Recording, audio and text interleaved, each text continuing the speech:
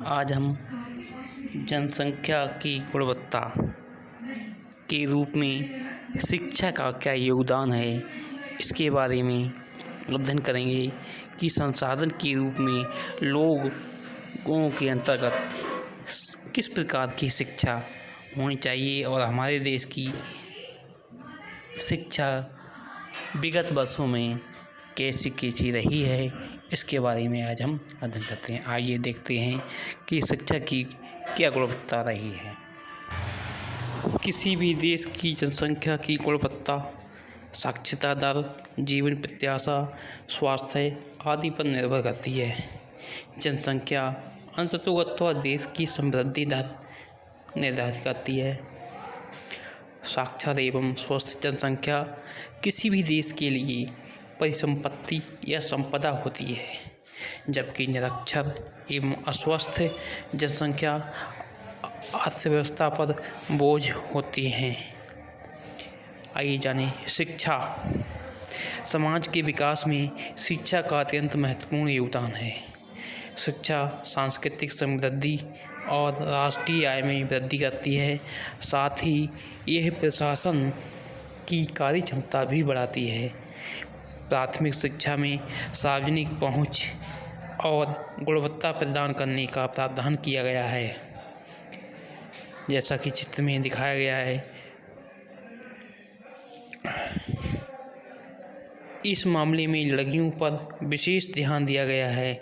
देश के प्रत्येक जिले में नवोदय विद्यालय जैसे प्रगति के निर्धारक विद्यालयों की स्थापना की गई है। बड़ी संख्या में हाई स्कूल के विद्यार्थियों को ज्ञान और कौशल से संबंधित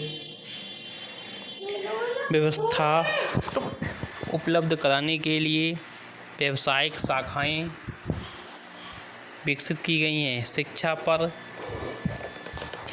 पहली पंचवर्षीय योजना के 151 करोड़ से बढ़कर 11वीं पंचवर्षीय योजना में 3766.90 करोड़ व्यय किए गए। सकल घरेलू उत्पाद के प्रतिशत के रूप में शिक्षा पर व्यय 1951-52 के 0.64% से बढ़कर 2015-16 में 3% हो गया। इसके बाद यह स्थायी रूप से कुछ वर्षों तक 3% रहा। 1951 से साक्षरता दर बढ़ी। 1951 में साक्षरता दर 18% थी और अब ये बढ़कर वर्तमान समय में 74% है। वर्ष 2011 में 75.06% रही। भारतीय समाज पुरुष प्रधान समाज है। यहाँ महिलाओं की अपेक्षा पुरुषों को अधिक महत्व दिया जाता है। लिंग के आधार पर महिलाओं के साथ हमेशा भेदभाव रहा है। समय समय पर इसका विरोध भी हुआ है। बाल विवाह का प्रचलन प्राचीन काल में था। वर्तमान समय में सरकार ने बालिकाओं के लिए 18 वर्ष तथा बालकों के लिए 21 वर्ष न्यूनतम आयु का निर्धारण किया है। महिलाओं का पारिवारिक सामाजिक दर्जा निम्न रहा है। वे अधिकांशतः घर की चार दीवारी में ही कार्य करती थीं, किंतु अब समाज का परिदृश्य बदल रहा है। महिलाएं पुरुषों के साथ कदम से कदम मिलाती हुई चल रही हैं। इसका उल्लेख हम पिछली वीडियो में कर चुके हैं। 2001 की जनगणना के अनुसार 7 वर्ष तथा अधिक आयु का एक व्यक्ति जो किसी एक भाषा को समझकर और पढ़ सकता है और लिख सकता है, साक्षर कहलाता है। साक्षरता दर का परिकलन हम इस सूत्र के द्वारा भी कर सकते हैं। साक्षरता दर बराबर शिक्षित जनसंख्या बटे कुल जनसंख्या गुणे 100। वर्ष 2020 तक हमारी भारत देश की साक्षरता दर 85% होने का अनुमान रखा गया है। साक्षरता दर प्रत्येक नागरिक का न केवल अधिकार है, बल्कि यह नागरिकों द्वारा अपने कर्तव्यों का ठीक प्रकार से निर्वहन करने तथा अपने अधिकारों का ठीक प्रकार से लाभ उठाने के लिए अनिवार्य भी है।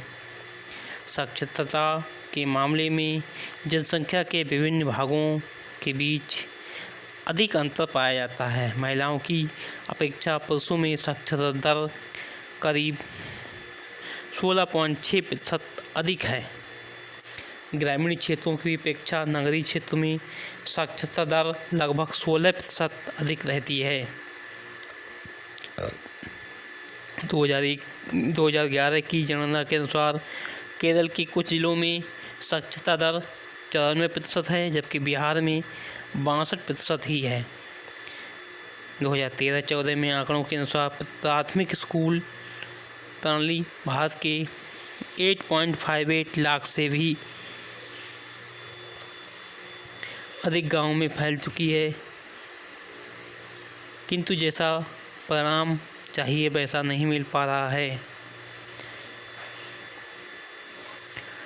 फिर भी भारत सरकार का प्रत्येक व्यक्ति को प्राथमिक शिक्षा देने हेतु सर्व शिक्षा अभियान एक महत्वपूर्ण कदम है। प्राथमिक शिक्षा में नामांकन बढ़ाने हेतु सेतु पाठ्यक्रम और स्कूल लौटो शिविर जैसी योजनाएं चलाई जा रही हैं। कक्षा में बच्चों की उपस्थिति को बढ़ावा देने एवं उनके पोषण स्थिति में सुधार के लिए दोपहर के भोजन की योजना चलाई जा रही है। इन नीतियों से भारत में शिक्षित लोगों की संख्या में वृद्धि होने की पूरी संभावना है। 12वीं योजना में उच्च शिक्षा में 18 से 23 वर्ष की आयु के नामांकन में 25.2% तक की वृद्धि और 2017-18 तक दर्ज की गई थी। आगे 30% तक की वृद्धि 2020-21 तक करने का प्रयास किया जाएगा। यही वृद्धि विश्व के औसत 26% से मिलती जुलती होगी। ये रणनीति गुणवत्ता राज्यों के लिए विशेष पाठ्यक्रम में परिवर्तन को स्वीकार करना, व्यवसायीकरण तथा सूचना प्रौद्योगिकी के उपयोग का जाल बिछाने पर केंद्रित है। संबंधित रणनीति दूरस्थ शिक्षा और अपने औपचारिक अनौपचारिक दूरस्थ तथा संचार प्रौद्योगिकी की शिक्षा देने वाले शिक्षण संस्थानों पर भी केंद्रित है। पिछले 50 वर्षों में विशेष शिक्षा क्षेत्रों में उच्च शिक्षा देने वाले शिक्षण संस्थानों तथा विश्वविद्यालयों की संख्या में महत्वपूर्ण वृद्धि हुई है।